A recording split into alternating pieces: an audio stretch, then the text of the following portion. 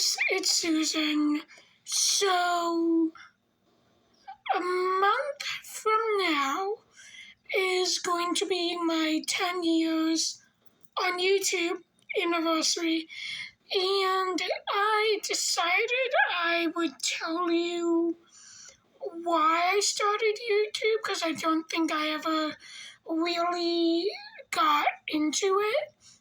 I think the most I've said is like, oh, it was a healthy outlet for me. I think that's about all I've said of it. So I'm going to tell you the first story of why I started YouTube.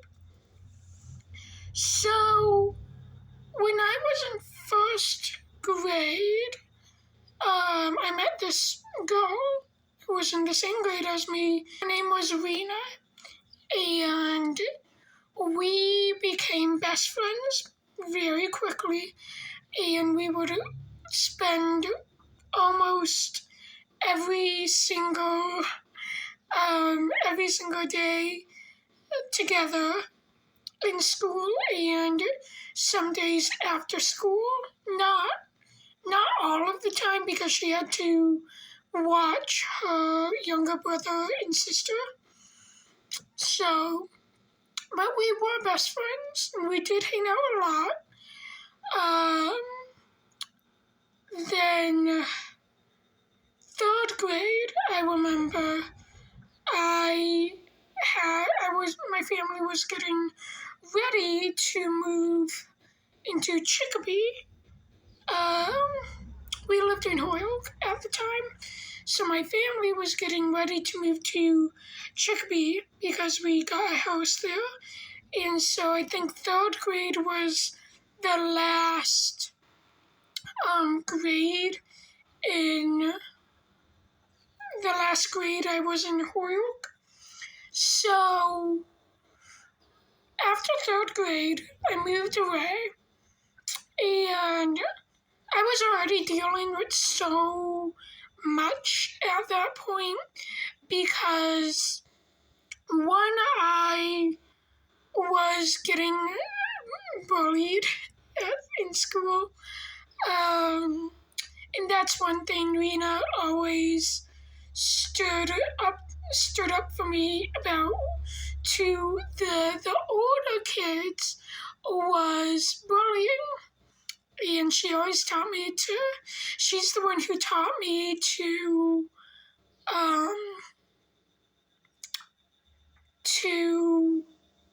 just fight back, I guess. So anyway, I moved to Chicopee, and I was already doing so much, bullying. Now I left all my friends in Holyoke, and I was dealing with new friends, new neighbors, a new school, and so it was a lot. So fast forward like maybe a year or two into 2014, and I haven't really hung out with Reena much, as I would like to ever since we moved. So, I was kind of bummed, and then I remember it was a Sunday. I don't remember the date, but I know it was a Sunday, and every Sunday, if we didn't go in person to church, we would watch like a Christian movie at home, and then have like sort of a quiz about what it was and the meaning of it after. And so I remember we watched one of my favorite movies at that time, The Littlest Angel, and I loved that movie. Then I don't know if it's the same day or not, but I remember, my mom, okay, this is sort of the couch. It was my mom, me, my dad was sitting on the floor, and then my sister was sitting right behind him. And so I remember, like, you know, my dad asked me if I knew Reena, and I'm like, yeah, I was so excited, so happy, because I thought she was coming over, and I was like, yeah, is she coming over? And I don't think he responded to that question, but it was a few moments of silence before he said that she passed away. At that moment, I don't know, I was 11, so I kind of understood the concept of death. I don't think I've had a first death experience before Reena. So I remember after that, I went to my bedroom, and I had this blue photo album, and it was blue, light blue. It had I think it's butterflies on it with like pink stripes or something, very 2000s. I think it was just filled with like pictures of me and Reena, and me, Reena, and my family and her family and everything. So it had these little, on the side of the pictures, it had this little space for, and it said memo at the top, so you could write a little memo thing.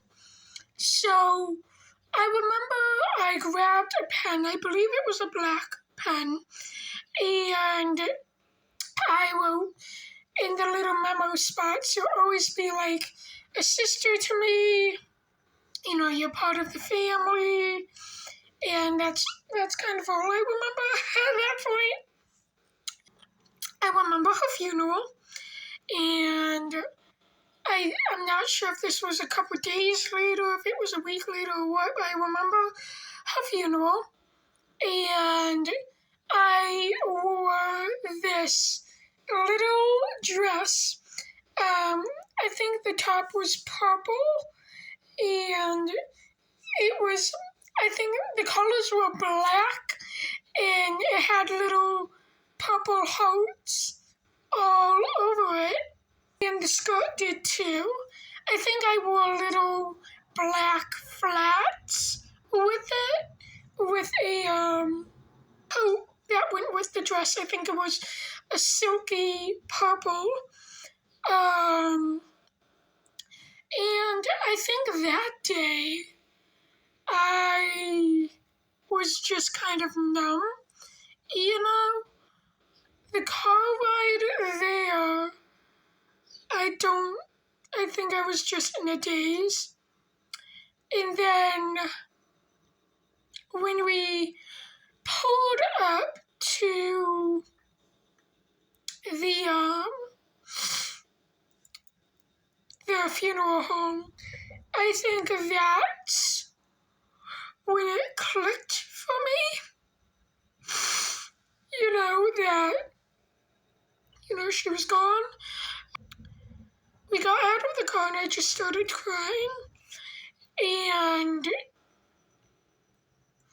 I remember the outside was like lined with people and everything. I could be making this up, but I remember when I showed up there, it was like sort of everyone knew who I was, Reena, you know. From my point of view, they made a path.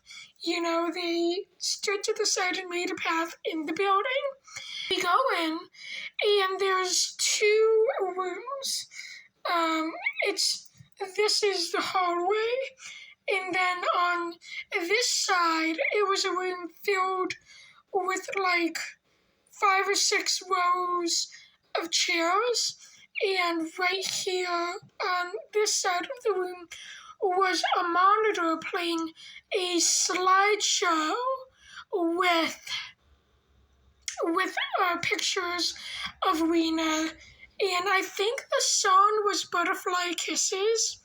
Could be wrong, but for some reason I remember the song being Butterfly Kisses. And on this side of the room was the main room. It had the casket, the little bouquet of flowers they do with, I'm not sure if it had a picture, but I think it had a picture. And then the chairs that lined up along this side of the wall, this like that, and then the front row chairs like that. We sat in this side, this room, with the chairs and the slideshow and everything. This next part was told from like my mom of what happened, because my recount of it wasn't good. Reena's parents, I love them both. I really do. But they were kind of like, come on, you should see Reena, come on. And my parents were like, no, she's good. She doesn't need to. I think a day or two prior, my mom and I was super into rubber band making, like rubber band bracelets and everything. And so a couple of days prior, my mom and I sat on the front porch and we made these 2 little rubber band crosses. And Reena's, they were both our favorite colors. So Reena's was pink and purple, and mine was blue and light blue. So, and I think it had little keychain things, like the little circle things you put on it to have it make a keychain. We had those, and I remember holding it in my hand. I think I wanted to go see, I'm not sure, but I walked in and I looked to my left, and that's when I saw her. It was an open casket. She had on a orange shirt, and her makeup was pink lip gloss or lipstick, and I think her eyeshadow was either blue or yellow. It was either blue or yellow or purple. Can't really remember. Her casket was filled with, toys, letters, flowers or something. I'm not really sure. When I saw her, I just remember crumpling to the ground and crying. I think I was quite literally wailing. I remember my mom put a hand on my back and she said to me, that's just her body, that's just the show. Her spirit is up in heaven. She's just sleeping, and it was sort of comforting, but I think I was old enough to know that she wasn't sleeping, that she was gone. We put the little, either my mom or me put the little crosses on her, not sure if it was her hands or her chest were up. I remember we put them there. I don't remember the rest of it. I think we left right before the service actually started, with the priest and the testimony and everything. I do remember, however, that her parents, it was a mix of people that were just calm about it and then people who were crying about it. I remember her parents were calm about it, if I'm remembering correctly. I remember thinking, why are you calm about this? Your daughter just died, like a week ago. How are you so calm about this? I didn't say that out loud, but I thought it. But now I realize that people grieve in different ways. So there's people who are calm and stoic, and there's people like me who cry and who aren't as calm and collected about it. You remember, I think it was Reena's uncle. I'm not sure if it was before or after we went to go see the casket. It was when we were still in this room with the chairs and the slideshow and everything. And came up to me and he started telling me about how she died. In that moment, I was 11-year-old me. I don't think I even swore yet, but 11-year-old me was just wanting to scream at him to shut the fuck up because I don't want to hear about how my best friend died. Especially at her funeral, not even if it's at her funeral, just in general.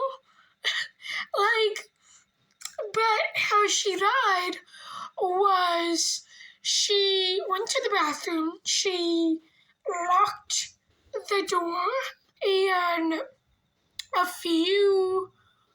either a couple minutes or a few moments later, she screamed for her mom, and they couldn't get the door open because it was locked. So they had to bust the door open, and at that point, they were a bit too late. She was on the floor. Her face was blue. Her lips were blue, and she had been without oxygen for quite a while now.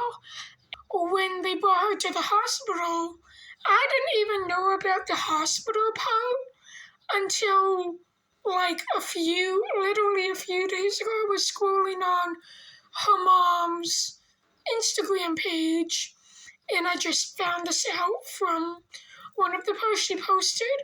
They connected her up to all machines and tubes and, heart monitors and wires to try and bring her back.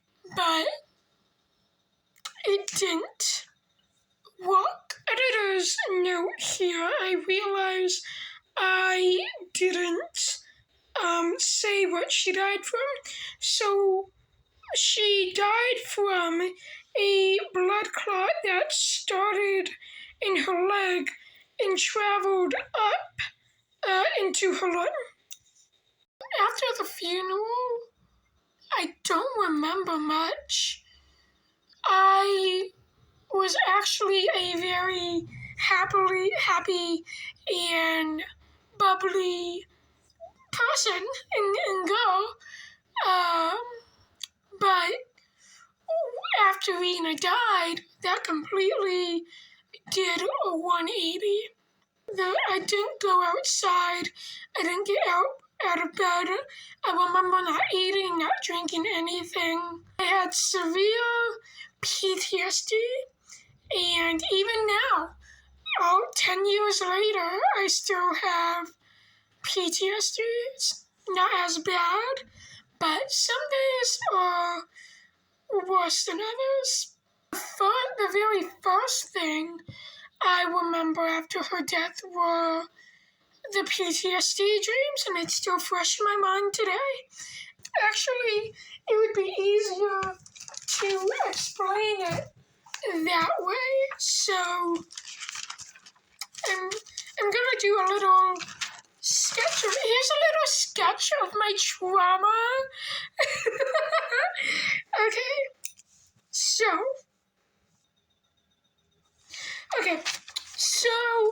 here's the sketch of it. And so it was kind of, there was sort of a camera, and the casket it kind of leaned in more on this side, and then I drew a sideways because it was kind of looking up. Yeah, Reena, she was sort of a lot, I guess, but not really. And I remember her saying, Reena, help, over and over again.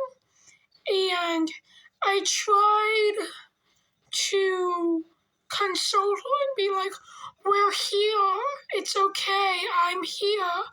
But it was like she couldn't even hear me. And so she just had like a blank face and said, Reena, help. I had that dream every single night for almost 3 years. And it was the same dream over and over and over again. Late 2014, I almost say 2024, 2014 or early 2015 is when I started therapy. I didn't talk about her death, until a few years into therapy, and even then I didn't really mention it. It was because of my therapist that I started YouTube, and she recommended me YouTube because I was dealing with a lot of anger and sadness, and I kept bothering because from when I was 11 or 12 to when I was 14, I didn't talk about it, not once. I didn't talk about my feelings. I didn't say how I was feeling, so I bottled all of it up, and eventually I would lash out on myself. So my therapist recommended me that I do YouTube because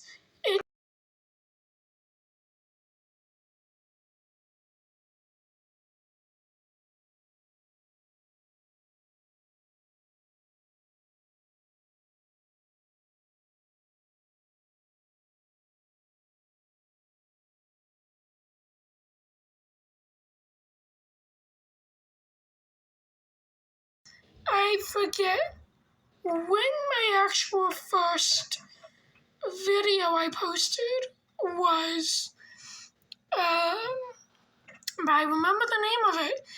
It's what I made on Minecraft, and I think it was a big church.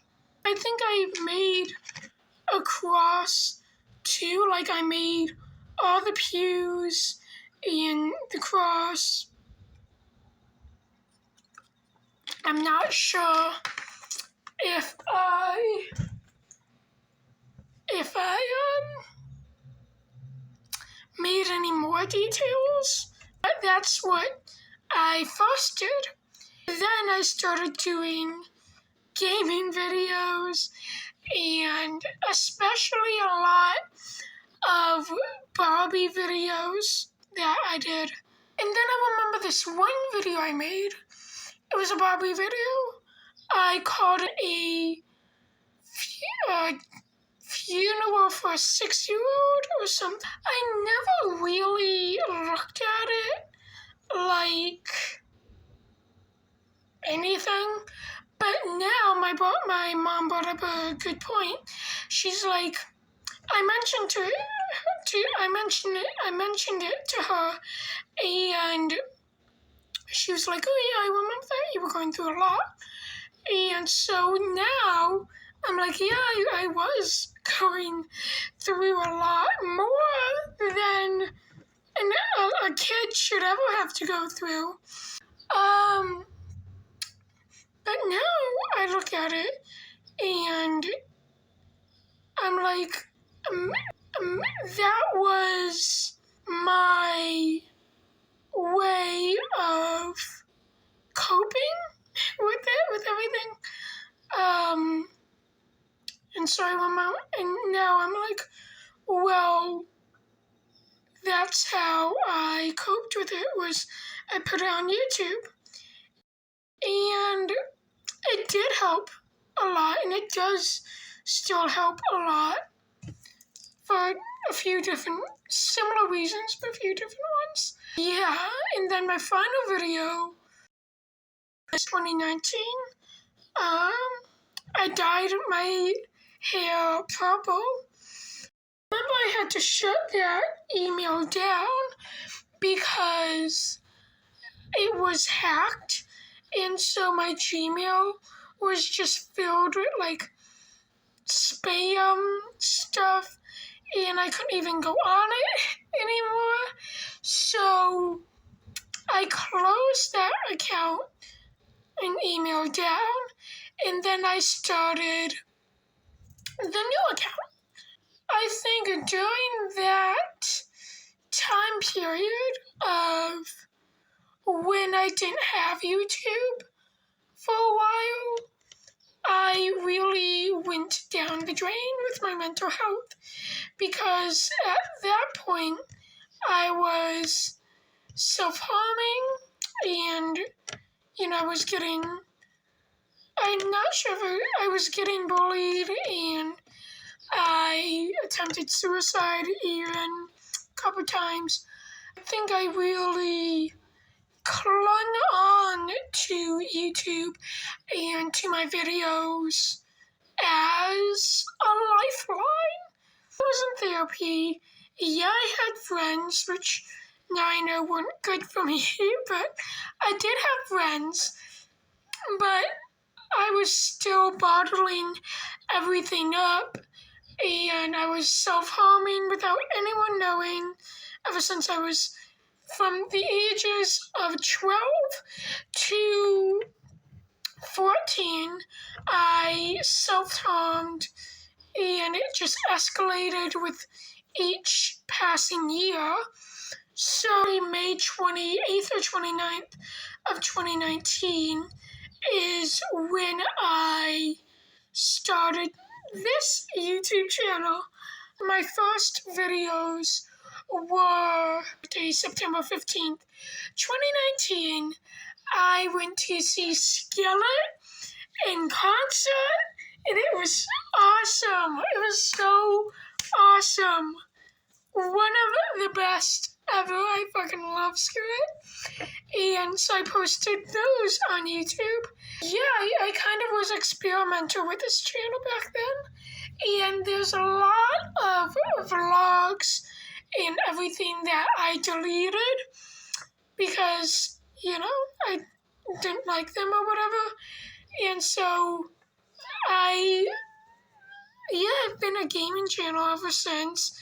And even now, especially, lately, and as of the past maybe 2-3 years, it's helped with my mental health a lot, and I'm not, especially now, I'm very happy. I was, just checking my channel and everything, and I clicked on, the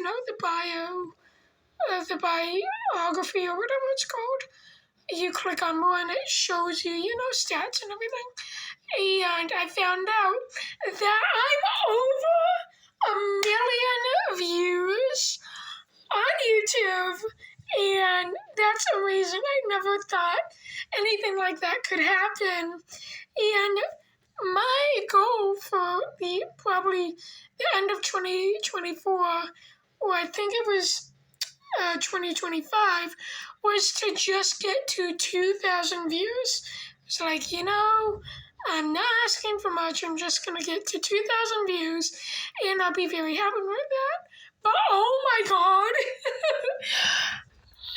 1 million views. That's amazing. Thank you guys so much. Honestly, if it wasn't for YouTube, side note, with YouTube, I would be dead, literally. With YouTube, I would have never gotten justice for the bullies who hurt me. And they would have never gotten consequences. With YouTube, I honestly probably wouldn't even be as creative as I am. And with YouTube, I probably would have still been self-harming and not have a healthy outlet for my anger and my urges and everything. I don't like Gabby Hanna now, but older Gabby Hanna I really like, and she said her quote on her merch was, "YouTube is my therapy," and that's honestly true. YouTube is my therapy, and I look at it as free therapy, and everything, and it's such a big and important thing in my life, and it's a part of who I am. And without YouTube, I don't know where I would be.